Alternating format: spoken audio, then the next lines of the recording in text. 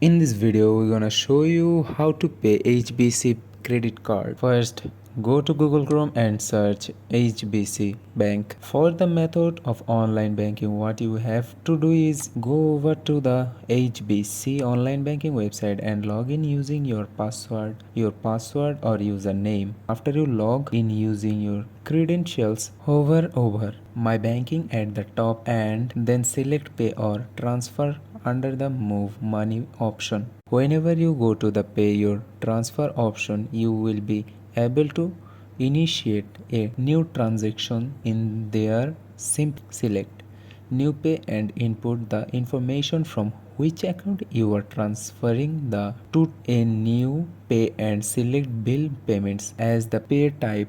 Under the Find a Few Pay included the details about your credit card bill and follow the prompt on screen to initially make the payment. Like I mentioned, you to do have other options for one-off payments as I am showing you on screen. You can also do this through the mobile banking app, online banking, which is the method I just presented to you, telephone banking, branch banking, or payments from a non HBC account.